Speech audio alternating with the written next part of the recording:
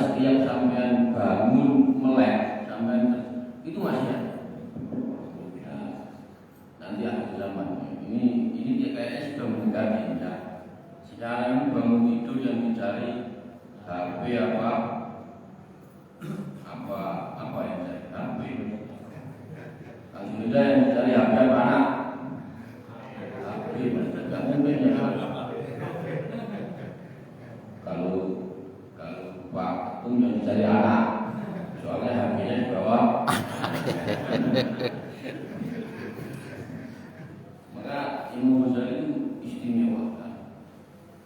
Jadi beliau memprediksi sampai jadi nanti di akhir zaman itu maksiat itu semakin banyak dan kita sulit untuk menghindar dari maksiat.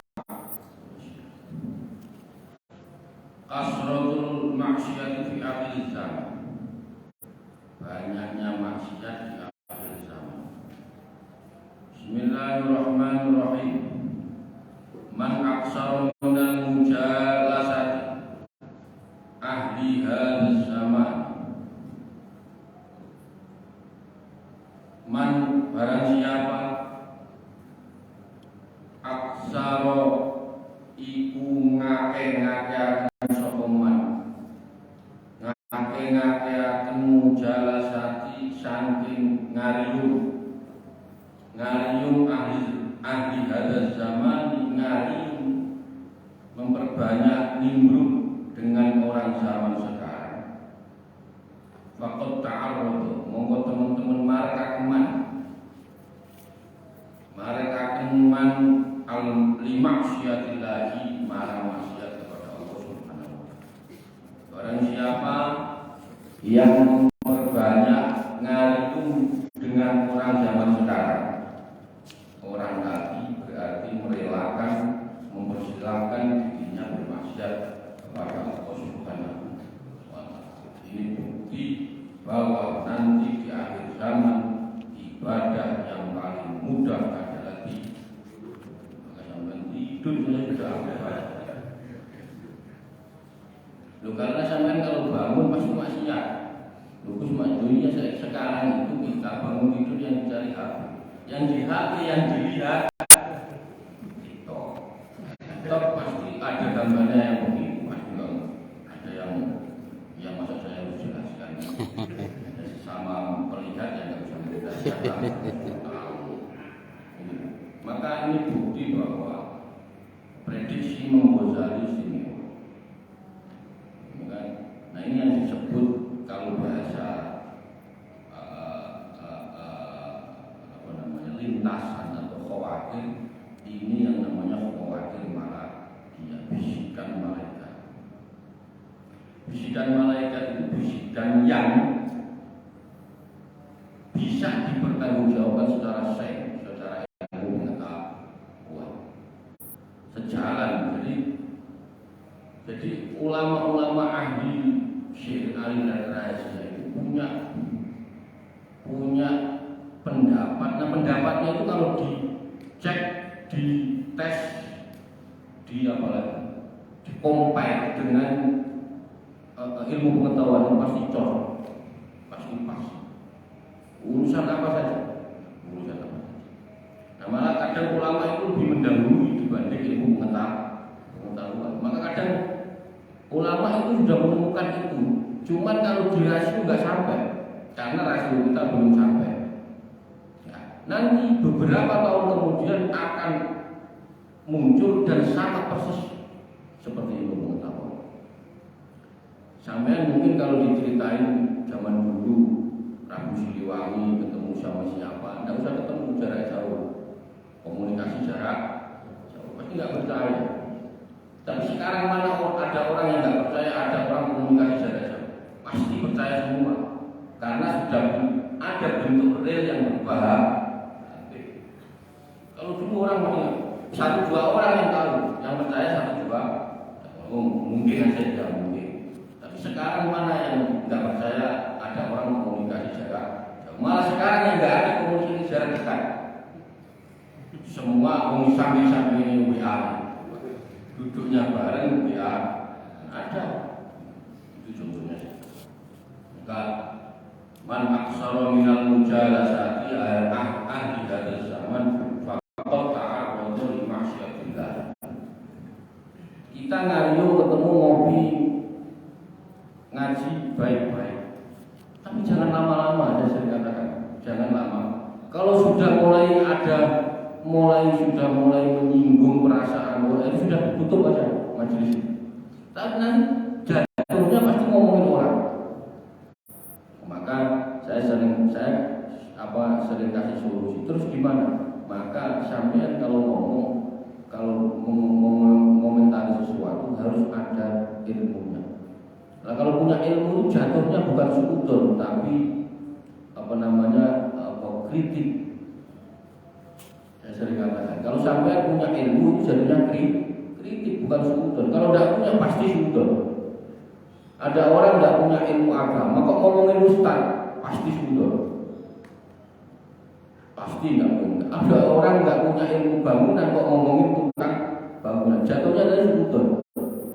Nah, tapi kalau sampai punya dasar punya ini ilmu bangunan, itu namanya sampai kritik. Mestinya bangunnya nggak begini, karena kalau begini itu jatuhnya kritik. Tapi kalau nggak punya, jatuhnya pasti ngomongin orang. Oh, ini sih bangunannya untungnya banyak, ini pasti jatuhnya ngomongin orang. Nah, maka solusinya adalah ilmu. Misalnya, jadi barang siapa yang memperbanyak ngariung jagungan nimbrung dengan orangnya zaman sekarang, ini ngomongnya sudah beberapa tahun yang lalu, sudah ratusan tahun yang lalu sudah ngomong begitu, apalagi sekarang, apalagi sekarang. Kaman iku kaya wong jala kang dadake al-khotaba ing kayu. Alia bisa kang garing finali ing dalem neraka. Diumpamakan Anda itu seperti orang yang memasukkan kayu yang kering finali dalam api. Orang tersebut memasukkan kayu yang kering ke dalam api. Wa yuridu an la tattaqida faqad arada maqala. Wa yuridu lan ngarepaken sapa man, dia menginginkan an la tattaqida, ingin untuk orang muruk, tidak menyala apa benar, faqad arada maqala, maka itu berarti Anda sama saja mengharapkan sesuatu yang pokok. Maksudnya begini, diumpamakan seperti orang yang memasukkan kayu kering ke dalam api supaya api tadi mati. Orang tersebut berarti mengharap perkara yang mokal. Wong ada kayu kering dimasukkan ke dalam api, kok pengennya apinya mati, pasti tambah berkobar. Itu sama, sampean kumpul orang sekarang berharap sampai nggak ngomongin orang, itu mokal. Cek kalau dengan saya. Jangankan kalau di masjid aja ngomongin orang. Iya. Tadi bang terawihnya itu suaranya enak, tapi panjang. Lu ngomongin orang di masjid itu. Coba.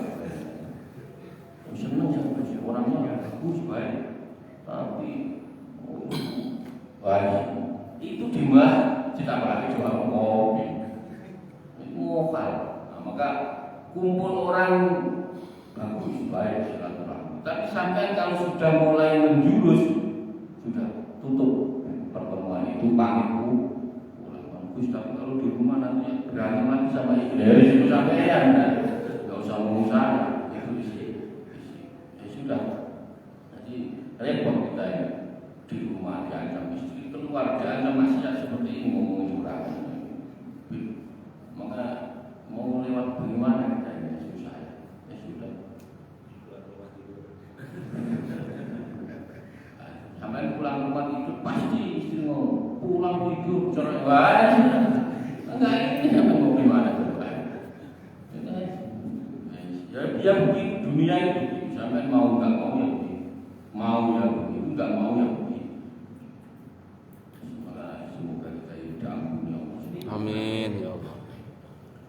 li'annahu qad warada khussa bil bala. Jadi li'annahu karena setuhune syek sesuatu qad warada itu teman-teman teko khussa dan tertentuni bil bala kelawan coba. Jadi balak itu saya sering katakan terus li'annahu qad warada khussa bil bala. Sapa man wong arep kang sapa man anasa ing manungsa wa asal kulim sapa wa asal kulim fi ing dalem manungsa sapa man wong lam ya'rif hum ya wong kang ora ngerti man fi ing dalem manungsa. Ini balak itu ini ya. Dan ini pas kalau sampai tahu Pak, ini pas. Balak itu dikhususkan kepada orang yang dikenal masyarakat,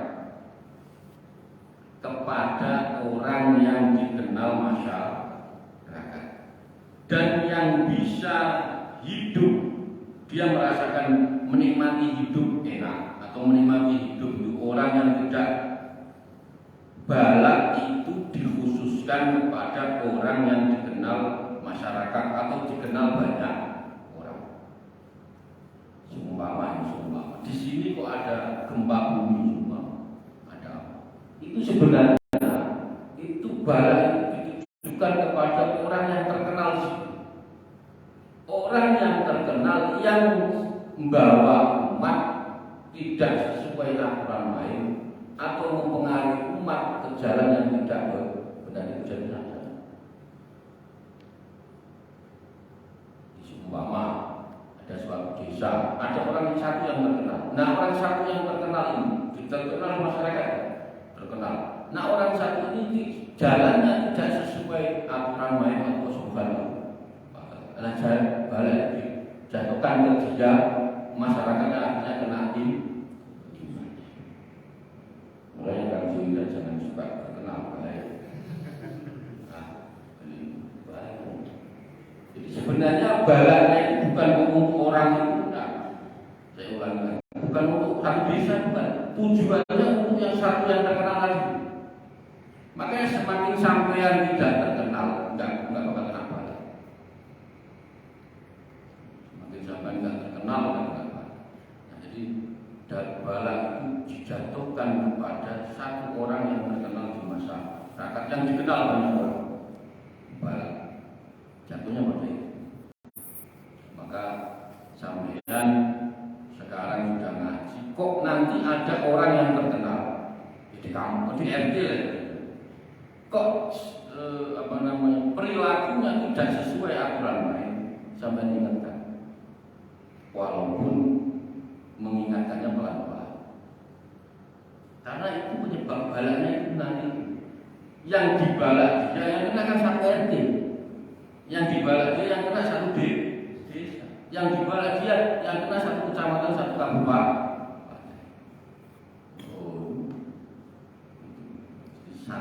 Satu orang yang dibalak itu jatuhnya kepada satu orang yang dikenal masyarakat. Kok ada satu orang dikenal masyarakat tidak mengikuti aturan mainnya Allah Subhanahu wa taala, maka balak itu jatuh kepada dia. Itu ya. Man arafan nasa wa asabihim man lam ya'rif. Maka yang bisa hidup enak, orang yang hidup enak itu adalah menikmati hidup itu. Yaitu apa? Menikmati hidup itu. Hidup yang paling enak, menikmati hidup itu adalah yang tidak banyak kenal orang, tidak dikenal banyak orang. Menikmati hidup ini sesuatu ini ya. Biasanya maka rata-rata ulama-ulama banyak kenal orang, tapi pasti lupa orangnya lu. Kang Suhida mungkin kalau pernah sowan kepada ulama zaman dulu, itu walaupun kita sering datang ke sana, itu pasti ditanya namanya. Siapa namamu? Pasti kalau ada yang pernah sowan ulama-ulama dulu ya, itu pasti siapa itu pasti lupa. Padahal udah sering kesak. Jangan kaget kalau ada kiai yang takutnya, tapi nggak boleh niru Kang Sudah, Kang Sudah niru. Siapa namanya? Oh, tetap beleng orang, mesti tiap hari ketemu nanya. Nah, ulama-ulama dulu itu ciri khasnya begitu. Dia walaupun sering ketemu orang lupa. Lalu bahwa jalas, mongko terkadang jalas ngajak jagung, ngajak ngaliung sira.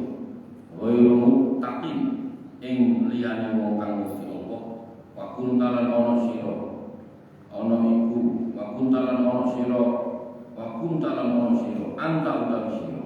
Muttaqiyan iku wong kang ditomo takwa, wa kharra mongko narik sapa wong ka ing sira narik ilal ghibati marang ngrasani. Wa qahharaka lan muksa wong ing sira binafsika ing dalem awake dhewe.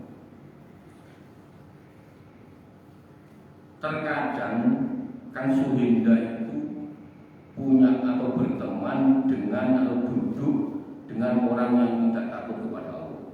Kalau Kang Suhindanya takut, tapi temannya tidak. Sedangkan Anda, Kang Suhinda itu orang yang bertakwa kepada Allah. Terus temannya itu ngomong sesuatu, akhirnya tertarik ngomongin dan ketakwaan Kang Suhinda bisa dikalahkan oleh itu. Baik, kumpul orang, sering-sering kumpul orang yang nggak baik, nggak pernah kumpul orang itu yang aneh. Nah, sering-sering kumpul orang yang nggak baik, termasuk sering-sering kumpul istri itu nggak baik.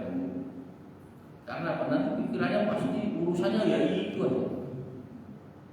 Nah, ini saya ngomong ngasih tahu, sering-sering kumpul yang nggak baik, nggak pernah kumpul sampai kecurigaan. Ya benar. Oh iya, nggak pernah kumpul ini, padahal di masjid terus. Tapi sering kumpul ya seperti berani lama-lama. Maka robel kuruban illa.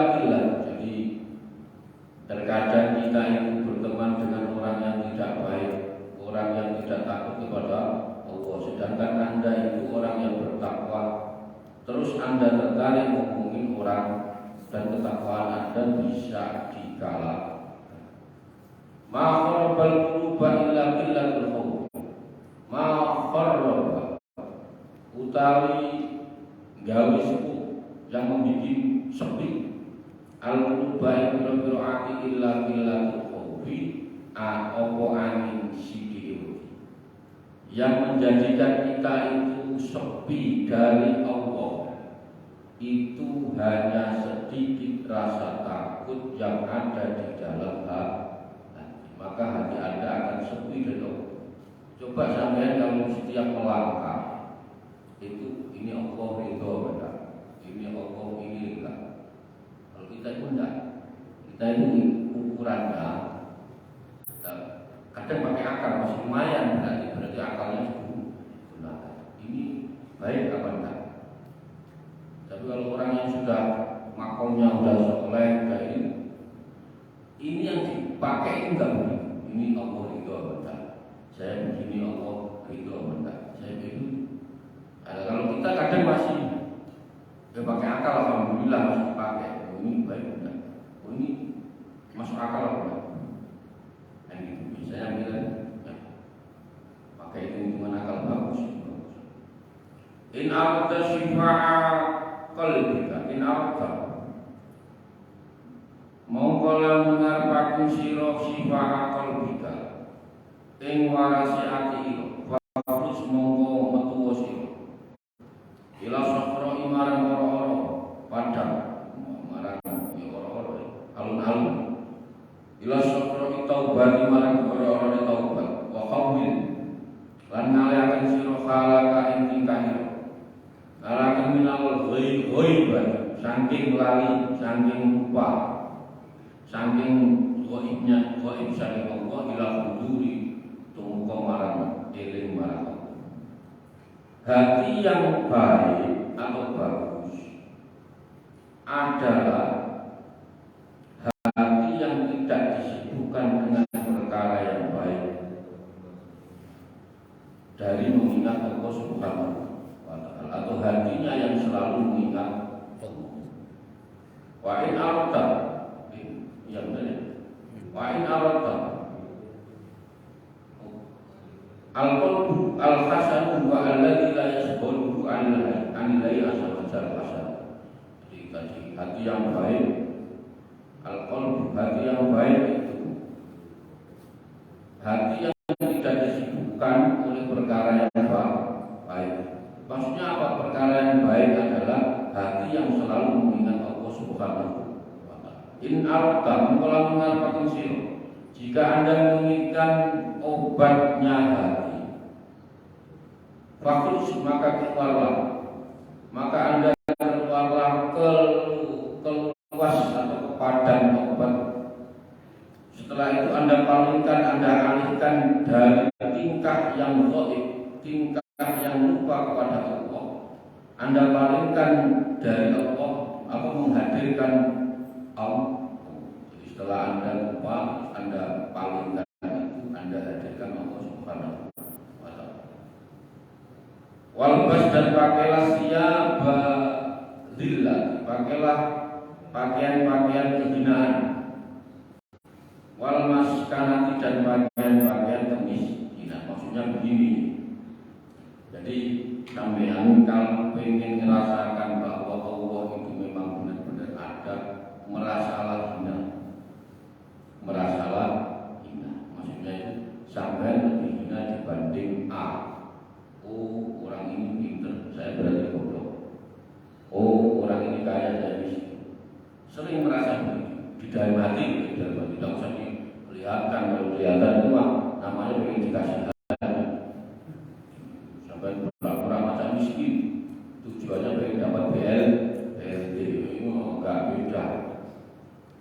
Ya, sampean miskin, betul-betul miskin, pakaian miskin benar, ya. Fa'inal qalba mengkos dunia hati suka itu waras sobat. Walakin namun taksu, walakin namun tetapi siro taksu itu apa namanya?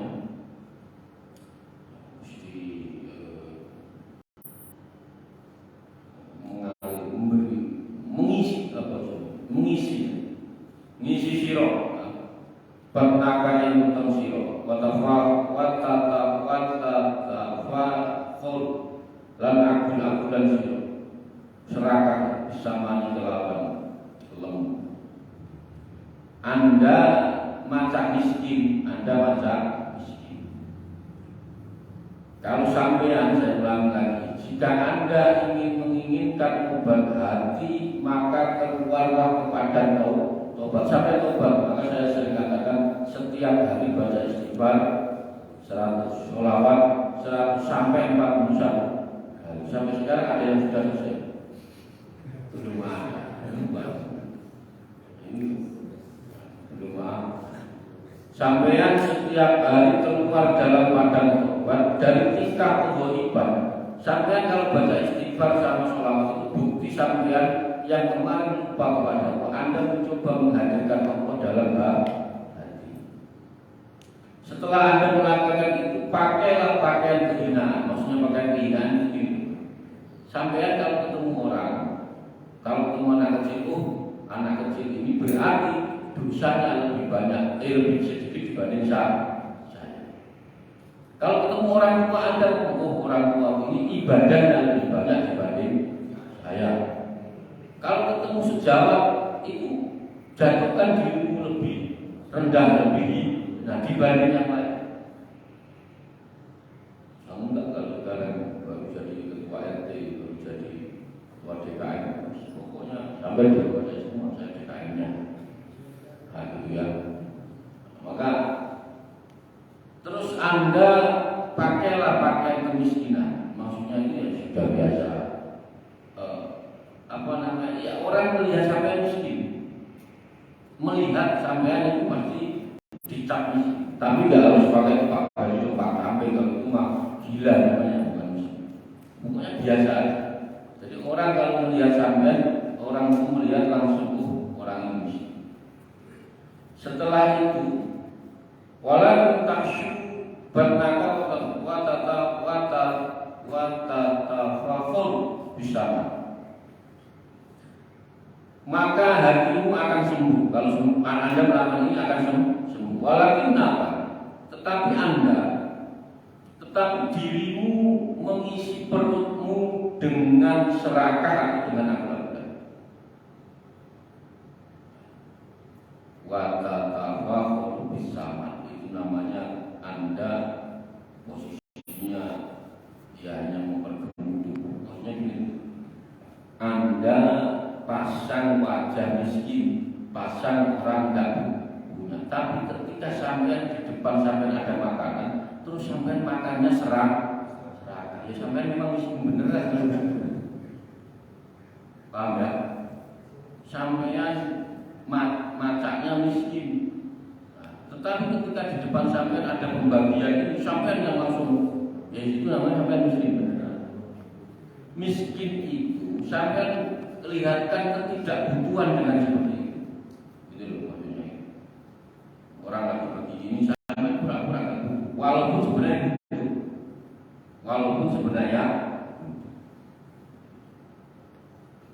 misal kakal hurufi, mongko utawi contoh ira kal hurufi itu seperti huruf ya domba kudus ibas allati kan yusammanu yang digemukkan litabhid karena tujuan untuk disembah. Maka perumpamaanmu itu seperti wedhus ibas kambing yang digemukkan dengan tujuan untuk disembah. Sudah ala faqad dabahat, ala faqad dabahat, ala ingatlah faqad dabahat. Mongko teman-teman nyembelih sira nafsaka ing awake dhewe ira wa anta utal khalil ta sira la tashkuru iku ora apa ya tidak merasa. Ingatlah dirimu akan disembelih, tetapi dirimu tidak merasa bahwa tujuanmu nanti kalau sudah gemuk itu disembelih, tapi malah tidak merasa. Ini kasratul maksiat di akhir zaman, banyaknya maksiat itu urusannya pokoknya kalau enggak perut ya bawa perut dua ini, tapi yang paling vital itu urusan perut. Maka makanan yang Anda makan harus jelas hukumnya, ini halal atau haram, ini jelas. Maka seandainya sampai mendapatkan sesuatu yang tidak haram, saya sarankan jangan dimakan. Yang nggak dimakan bukan diberikan beras, enggak, maksudnya gitu. Sampai seumpama dapat uang yang tidak halal, nggak apa-apa, ambil nggak apa-apa, tapi jangan berikan sesuatu yang bisa dimakan. Sampai mau berikan nasinya kasih indah nggak apa-apa, lembunya nggak apa-apa, tapi jangan berikan sesuatu yang bisa dimakan. Beras langsung macam-macam. Seandainya lo terpaksa, dan dapat uang ini, uangnya jelas nggak halal, jelas. Sampai nggak tahu. Seumpama terpaksa menerima, terpaksa saya lagi terpaksa terima nggak apa-apa, tapi jangan berikan sesuatu yang yang bisa dimakan. Makanya masuk tubuh ini. Karena pengaruh dalam pengaruh semuanya. Jangan kita ini sekarang malas sholat, malas ini, jangan-jangan ada sesuatu yang masuknya tidak halal. Kita punya anak gak pinter, kita punya anak ini, jangan-jangan kita masih anak makanan yang tidak halal. Wujud betul wajibnya mencari.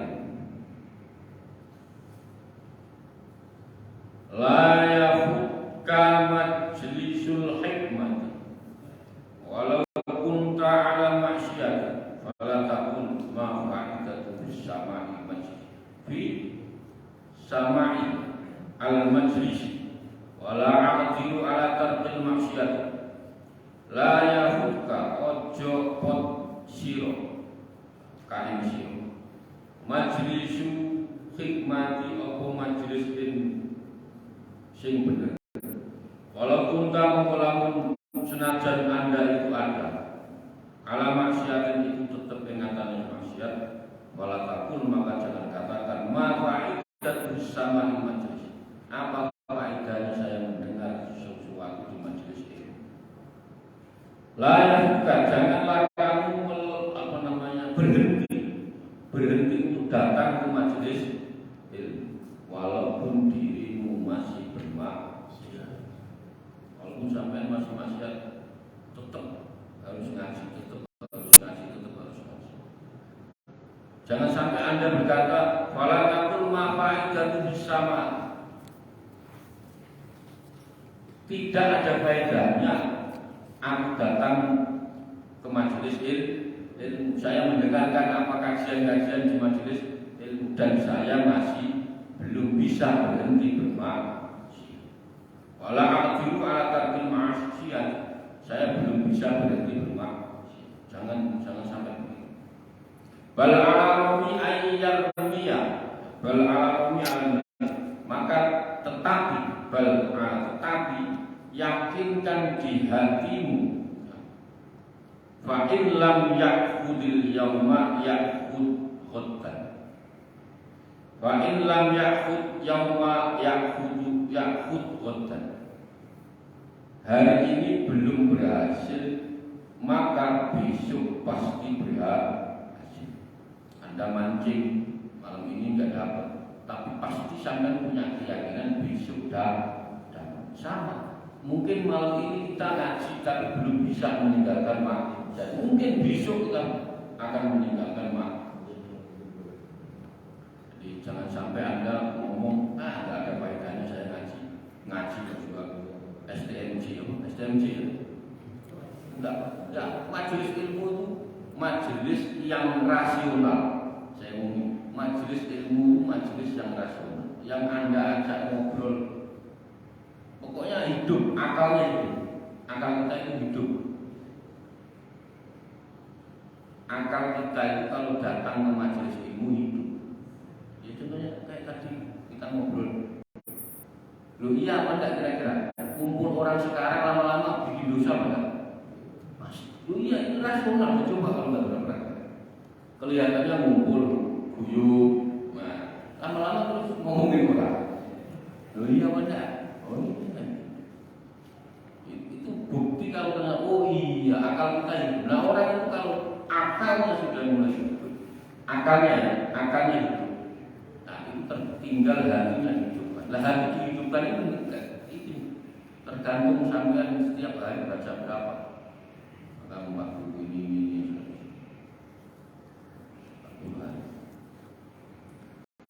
Walau kita mengolah manusia, kasihan, iku wong kang pinter, patonan terus orang yang cerdas. Lakanat mengkoyoti ono buku koko itu haknya apa beberapa haknya indah kalau orang sendiri ahto iku luwe nyenengake lebih Anda pilih minum kudu di nafsida saking aku ketimbang piro-piro bagian nafsu ini. Jika dirimu itu orang yang pintar dan cerdas, hak-haknya Allah tentu akan kita dahulukan. Hak-haknya Allah tentu akan lebih kita dahulukan dan kita pilih. Itu yang menyenangkan dibanding kepentingan nafsu kita. Kita itu hidup hak-haknya Allah banyak. Punya haknya Allah, punya hak ini sholat Anda itu haknya Allah. Kasihkan, berikan. Maka kalau sampean itu termasuk orang yang pintar, orang yang cerdas, maka haknya Allah pasti lebih Anda pilih dibanding Anda memilih keinginan dirimu. Jadi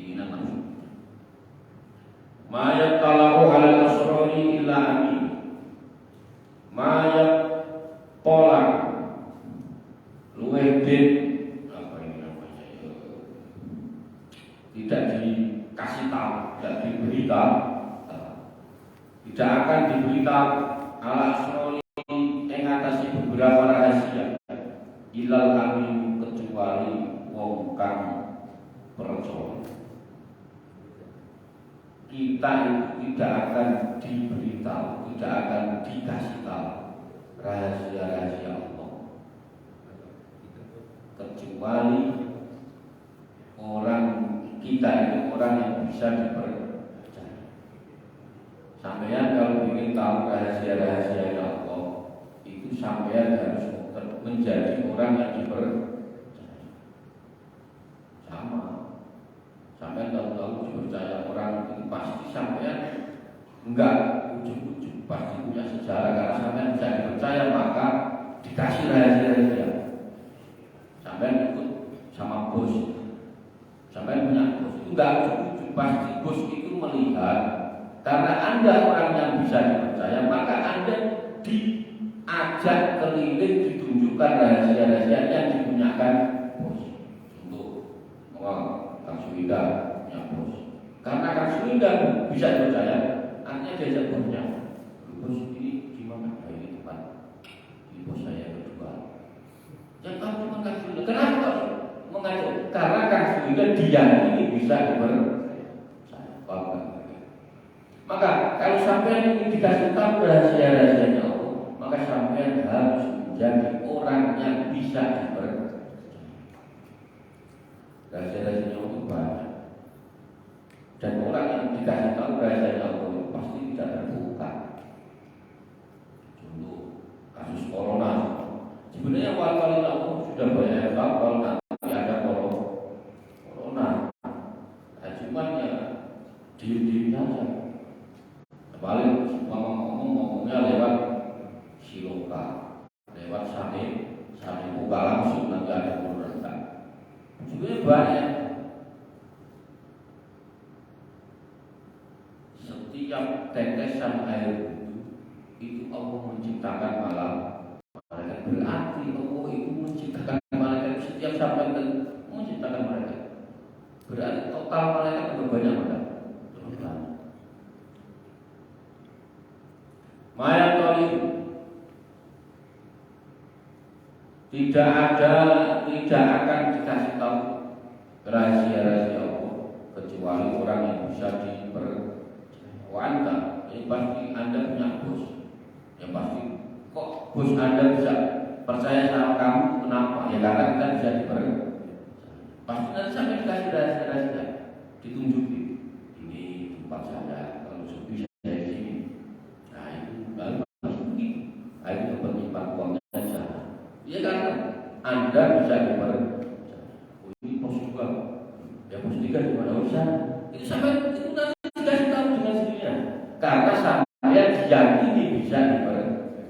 Maka kalau sampai ingin mengetahui rahasia-rahasia Allah punya miliaran rahasia yang ada di dunia, di alam ini. Maka sampai harus menjadi orang yang bisa dipercaya. Wa anta tabshir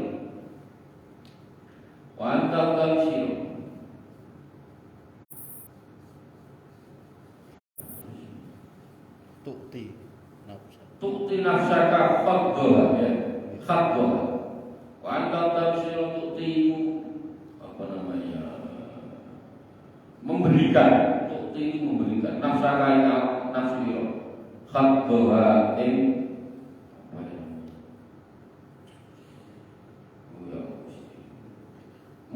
Anda itu lebih mementingkan nafsu. Apa yang diinginkan minal makili, apa yang diinginkan bermacam-macam makanan wal masyaribilan mobilan.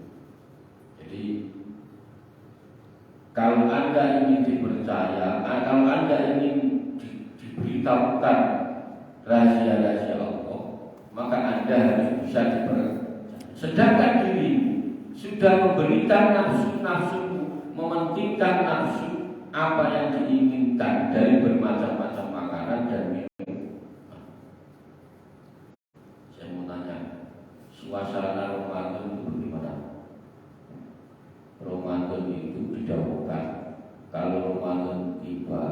pintu surga dibuka. Tapi kita memasuki Ramadan, suasana Ramadan itu kok kayak kita masuk ke restoran.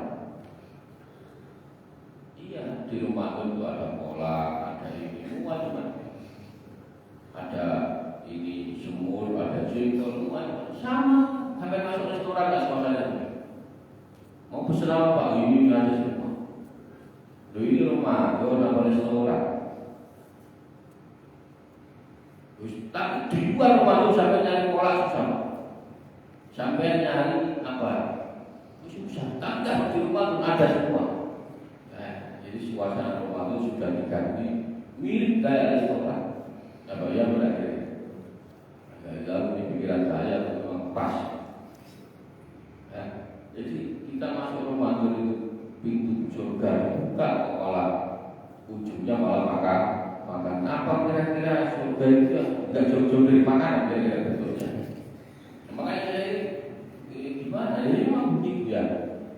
Maka yang kalau kita itu apa namanya ingin diberitahu rahasia-rahasia Allah, ya maka kita harus bisa berusaha. Tapi kita sedangkan kita itu sudah memberikan nafsu kita ini atau memberikan nafsu ini apa yang diinginkan dari nafsu ini bermacam-macam makanan dan bermacam-macam minuman. Hatta tamla baital qola. Ternyata ujung-ujungnya hanya sampai memenuhi WC.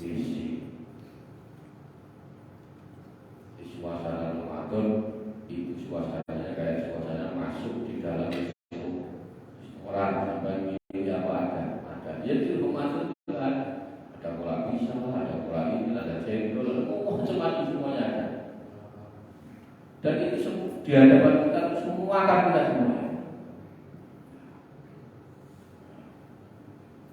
Ternyata kita ini karena kita ini puasa menahan makan dari imsak sampai maghrib. Ternyata ketika pas maghrib semua makanan yang kita itu dimakan semua.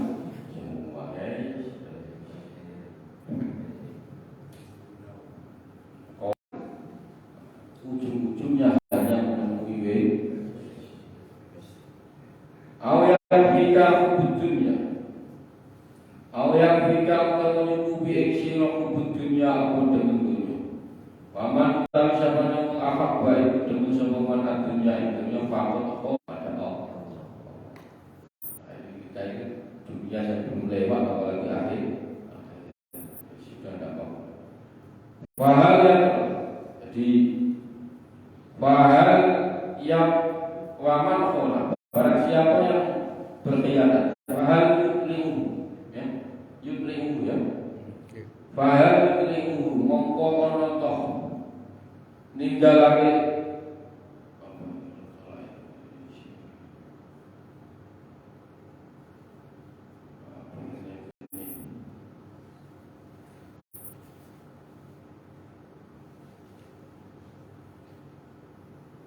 apa artinya deh?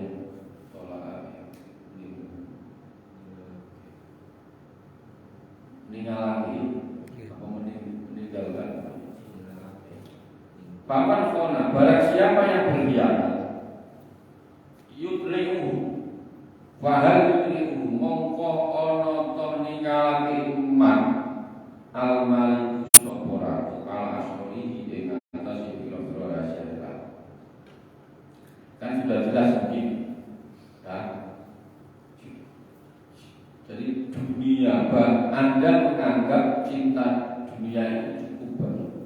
Padahal barang siapa yang mencintai dunia, dia khianat. Barang siapa yang mencintai dunia, dia khianat. Waman khona fahal, dan orang yang berkhianat, orang tersebut tidak akan diberitahu oleh raja-raja. Paham ya? Jadi mulainya dari atas. Anda menganggap mencintai dunia itu cukup. Saya mencintai dunia cukup. Maksudnya gitu. Sampai itu mengumpulkan semua harta, terus tujuannya untuk kaya. Orang kaya itu benar baik nggak apa-apa. Tapi tujuan kaya yang penting. Sampai mengumpulkan harta nggak sebanyak.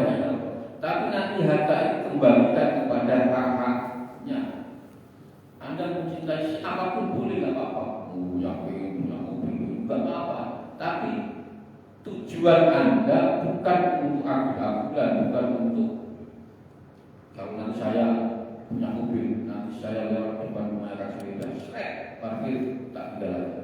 Ya itu namanya bukan tujuan kaya dan tujuan kaya. Kalau sampai ya nanti kekayaan itu ketika kembalikan kepada haknya itu boleh, malah itu menjadikan kebaikan dan itu tuntunan Rasulullah Muhammad SAW.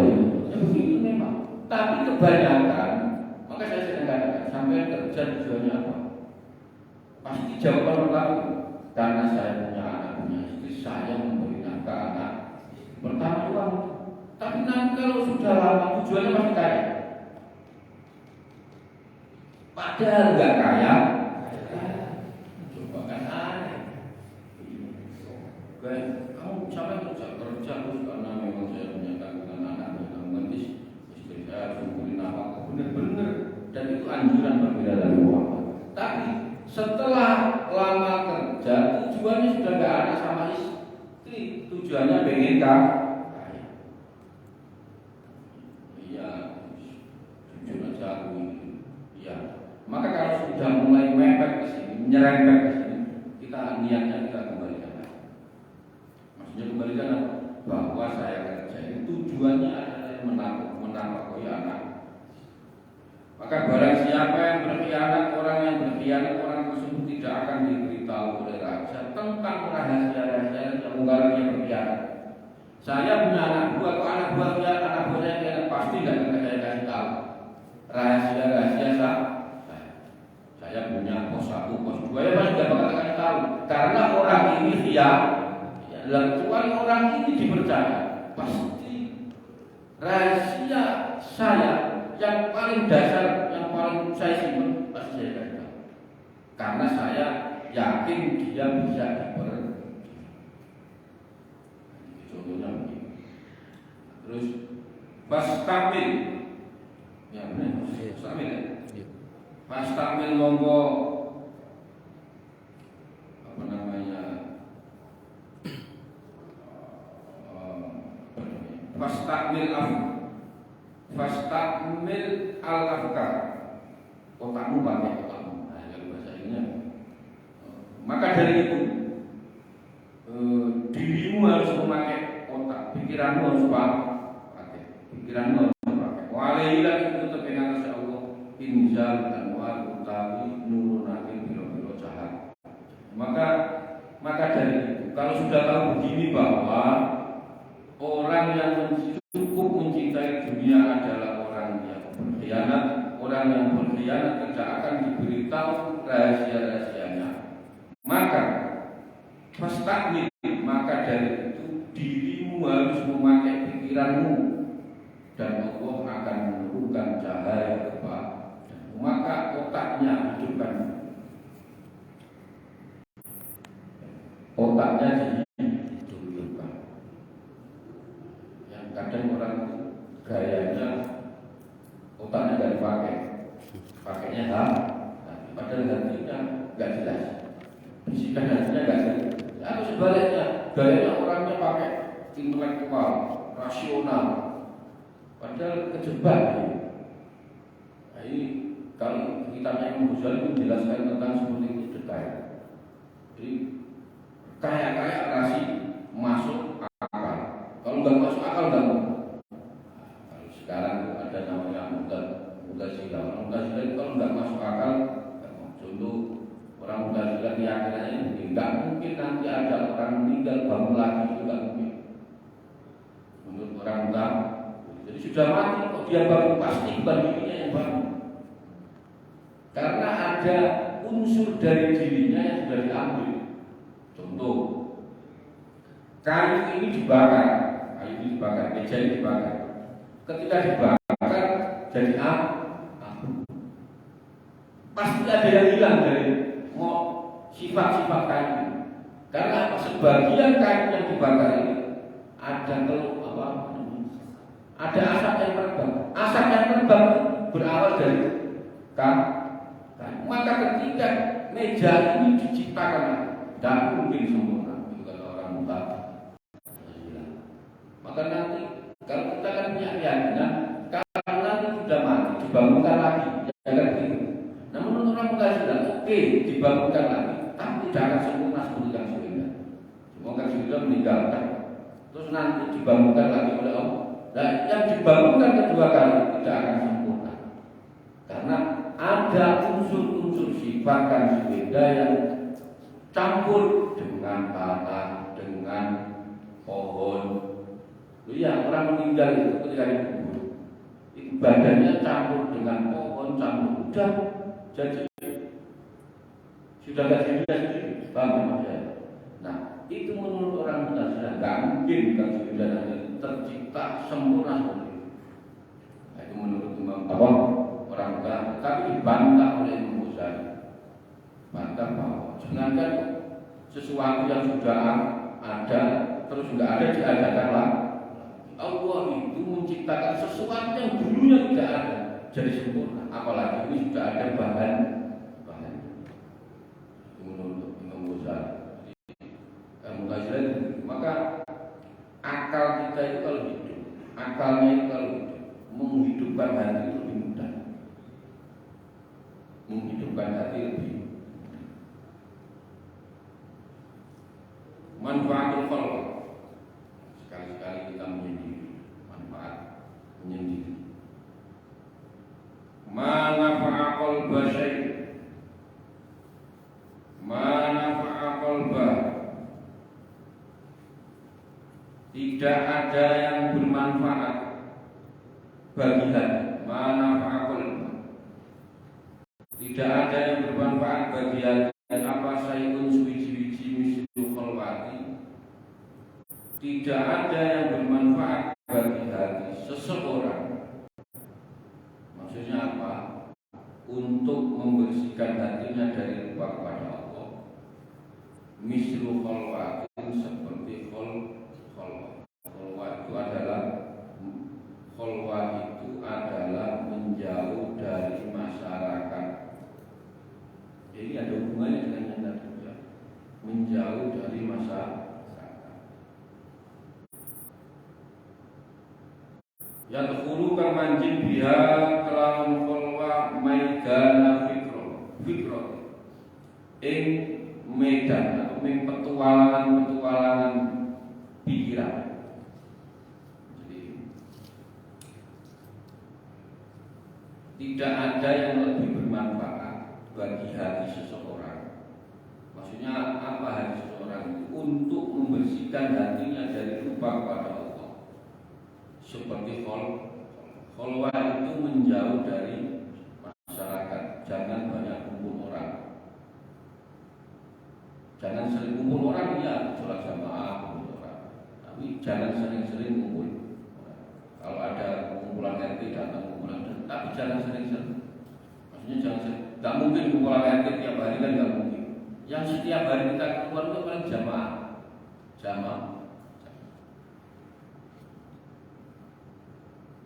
Dia masuk dalam lapangan berpikir yang luas. Sampai kalau sendirian. Tapi ya ini sering saya ulangi ya. Jangan sering-sering, kalau makom kita itu jangan sering, nanti jadinya stres malah. Kita itu kalau sendiri coba berpikir, saya tahu-tahu ada di sini, matinya nggak tahu nanti kita mati di mana. Bisa mati di dalam rumah, bisa mati di rumah sakit, bisa mati di perjalanan, bisa mati nggak tahu nggak ada.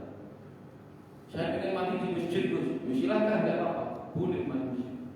Tapi sampai dia tiap hari mau ke masjid, mau pengen mati di masjid tiap hari di jalan, itu kan lucu. Contohnya begini, boleh ada punya cita-cita meninggal di masjid, boleh nggak ada yang larang. Tapi salah satu syaratnya Anda ingin meninggal di masjid, ya harus sering ke masjid. Contohnya, maka Anda kita sendiri punya medan berpikir yang luas. Anda itu pikirannya jadi luas panjang sampai mana-mana. Saya dulu nggak pernah minta mata saya dua, sekarang dikasih dua mata. Tidak pernah minta Saya tidak pernah minta. Nah, kalau kita mau berpikir seperti itu luas, maka itulah yang gampang, cara yang paling mudah untuk membersihkan hati. Tapi ya apa ya harus ada panduannya, ada pembimbing, nggak boleh asal aja, harus ada navigatornya. Makanya harus treatment istighfar sama sholawat saja jalan, treatment yang lain. Aduh deh, mungkin gayanya ngomong, ini Gus saya udah ketemu, ada yang nggak usah aneh begitu.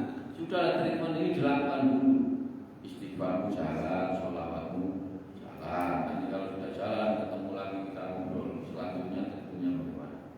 Itu belum ketemu, sudah saya itu mimpi ketemu orang pakai putih-putih.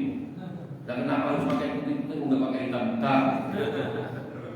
Orangnya jenggotnya panjang. Loh kenapa harus pakai jenggot? Ya ada jenggotan kan bisa. Jadi Anda itu terlalu mendramatisir mimpi. Jadi kalau mimpi ketemu orang yang pakai putih, jenggotnya putih, itu mimpinya baik. Kalau mimpi orang pakai hitam, jenggotnya hitam, mimpinya jelek. Jadi yang mempunyai pikiran begitu siapa? Sampai ini sering lihat sinetron, sering lihat kalau sinetron mimpinya yang putih-putih baik, padahal yang putih-putih ternyata sapi yang nggak tahu. Udah nggak usah mendramatisir, biasa aja. Maka yang jelas Anda lakukan tadi, sholawatnya jalan, itu 41 hari jalan tadi. Sampai sekarang kok belum ada yang selesai. Tak tunggu mana yang mau laporan, nggak ada yang laporan. Ya sudah dari maklumnya apa dulu. Laporan untuk terima selanjutnya. Oke Pak. Ya. Jadi sekali-sekali kita perlu menyendiri tujuannya apa, bermanfaat bagi hati untuk membersihkan hati kita yang lupa dari Allah Subhanahu wa Ta'ala. Kalau kita ini, saya tidak mungkin bisa keluar. Ya sudah keluarnya kita itu sendiri di kamar. Ketika posisi sepi kan dalam kamar kunci mikir. Saya kan dulu awal pas ngaji awal kan di kamar 15 menit, nggak usah banyak-banyak kan mikir. Wa kaifa yusriku qalbun suwaru aqwali muttabi'atu mir'ati. Bagaimana kaifa yusriku qalbun, bagaimana hati kita bisa bersinar, bagaimana hati kita bisa bercahaya jika gambaran semua makhluk itu selalu ada di dalam hati, fir'atihi, seperti kaca pengilon. Kaifa yusriku qalbun suwari al-aqwali muntabi'ah. Bagaimana hati kita itu bisa bersih, bisa bercahaya jika gambaran semua makhluk itu selalu ada di dalam hati. Bagaimana Anda bisa tajam pandangannya? Kalau yang Anda pikir itu manusia semuanya, ini urusan ya pasti berkutik dengan maka hati sampai nanti jadinya kayak kaca pengilon, macam-macam rupa-rupa macam-macamnya. Am kaifa yasma'u an yadkhula. Apa hati itu bisa berjalan menuju Allah? Am kaifa yasma'u an yadkhula fadratan. Apakah hati itu bisa berjalan menuju Allah? Wa huwa apa ini? Lam ya tatahhar ya. Benar enggak?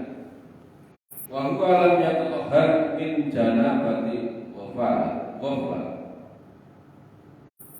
Apakah hati itu bisa berjalan menuju Allah jika hati itu dibelenggu oleh kesenangan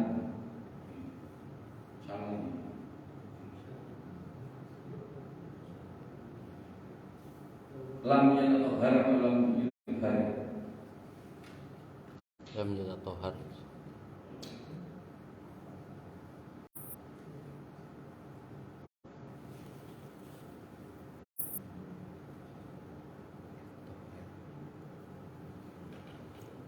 Am kaifa yatmau ayat khula khadrotan ya wa huwa lam yatatohar min janabatil khufran. Apakah hati ini bisa berjalan menuju Allah? Apakah hatimu itu bisa masuk, bisa kolonun, bisa assalamualaikum kepada Allah? Jika bahwa utai paling tahu lam yatkan itu posisinya dia itu tidak suci min janabati wa khufran. Posisinya dia tidak suci, terbelenggu oleh kesenangan dunia, oleh kesenangan alam. Am kaifa yarju ayyam kama daqaiqal asrar. Am kaifa, apakah hati bisa berjalan atau bisa menginginkan? Am kaifa, seorang hamba, am kaifa yarju, seorang hamba ingin supaya ayyam hamba, supaya hatinya itu berjalan, paham, berjalan menuju Allah. Ayyam hama daqaiqal asrar, sedangkan hatinya belum bersih. Daqaiqal, dia apa namanya? Bukan Lembut. Daqaiq itu artinya lembut ya. Am kaifa yarju ayyam hama, apakah seorang hamba itu berharap bisa ayat hamba, bisa paham, bisa paham apa rahasia-rahasia Allah? Ayat hamba daqaiqal asrar, ada seorang hamba itu berharap bisa paham rahasia daqaiqal asrar, ilmu yang lembut yang datang hanya dari Allah. Itu namanya daqaiqal asrar, atau bahasa lainnya adalah sohbet.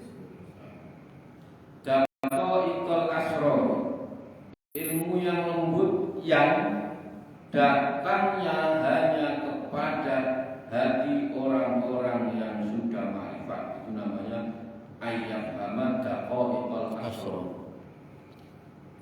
Wa huwa halin tami qol lam yatub, dia belum bertobat min hafa wati. Apa seorang hamba itu berharap bisa paham rahasia-rahasia Allah? Rahasia-rahasia itu adalah maksudnya ilmu yang lembut yang datangnya hanya kepada hati-hati orang yang sudah ma'rifat. Sedangkan hamba tersebut belum bertobat dari kesalahan. Tidak bisa. Maka orang itu kalau sudah mengetahui rahasia-rahasia Allah, syaratnya ya harus tobat. Kalau belum tobat ya nggak bakal ketemu. Maka makom ngaji kita itu tobat. Tobat aja gak naik-naik. Tobat aja naik. Allah. Ya sudah ya. Pokoknya intinya bahwa kita itu sering diiming-imingi macam-macam. Puasa ini nanti begini. Sekali-sekali itu puasa yang nggak bisa mikir begitu. Pokoknya sampai puasa, karena pahala puasa itu nggak bisa dihitung. Kalau sampean baca sholawat 1 kali dibaca 10 roh, mana sampean sedekah sekali dikali 7 kali 700, 10 kali macam-macam.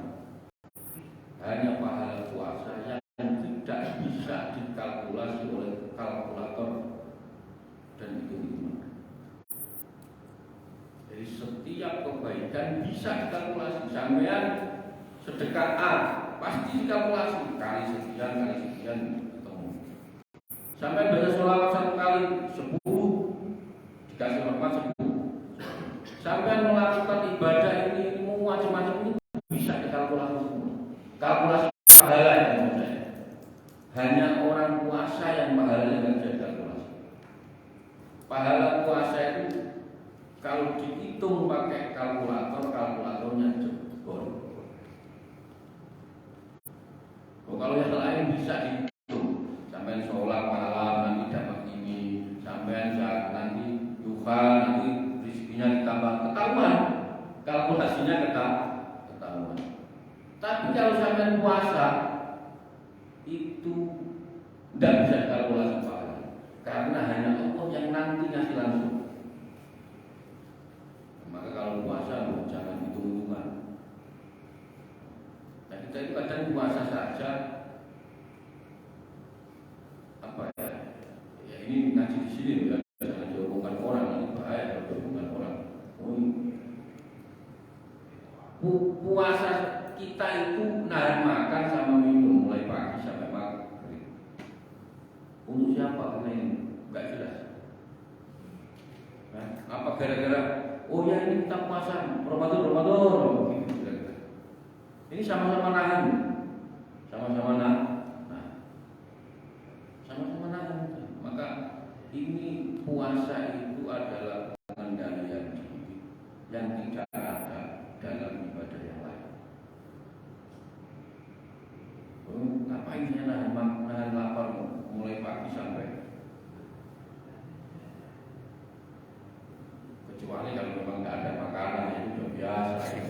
Ini makanan yang ada semua kita tahan, kurang kerjaan dengan maka satu-satunya ibadah yang tidak ada ibadah yang lain, puasa.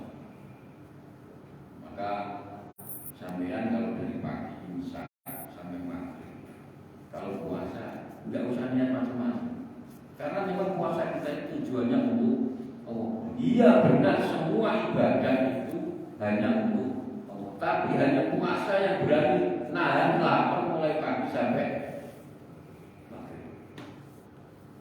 Anda sholat untuk Allah, iya. Anda zakat untuk Allah, iya. Anda haji untuk Allah, iya. Tapi yang paling menes mana?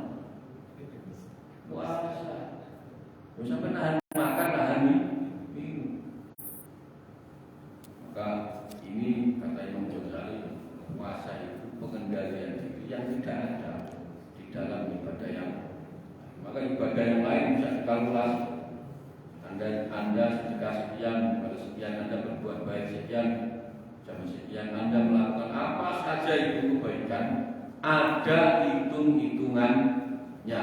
Hanya puasa yang tidak bisa dihitung oleh matematika. Kalau sampai puasa satu kali saja puasa sampai benar, niatnya benar, Anda menjalankan benar, maka yang langsung membalas itu Allah Subhanahu. Puasa ini walaupun sampai tiap hari berhubungan dengan hitung-hitungan, coba jangan hitung-hitungan dulu. Tarawih ini sekian rakaat, ini baca Quran, itu kan hitung-hitungan. Apa enggak hitung-hitungan itu sampai? Saya nanti ngasih bertakjil, yo bener bagus, nggak apa-apa. Padahal ini kan puasa itu tidak ada hitungannya. Kalau sampai tidak hitung-hitungan, kalau jelas puasa itu tidak ada hitung-hitungannya. Tapi sampai yang ketika beramal malah ngajak hitungan. Saya tarawih 23, oh saya 11, yo banyak 23, mau 11 kok. Itu sampai hitungan itu. Saya ini kecil ini itu bahwa pahala puasa itu tidak bisa dihitung, tapi orangnya, tapi kita itu ngajak hitungan. Sudah tahu kan, sudah dikasih tahu pahala puasa itu tidak ada hitungannya. Kalkulator jebol kalau itu. Kalau yang lain ada, tetapi sudah tahu begitu, jangan mulai ngajak hitungan.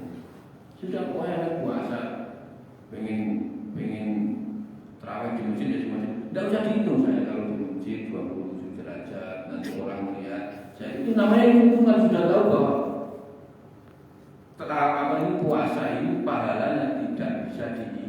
Kalau kok sampai ngajak hitung-hitungan sendiri, kan aneh. Nah, kalau di luar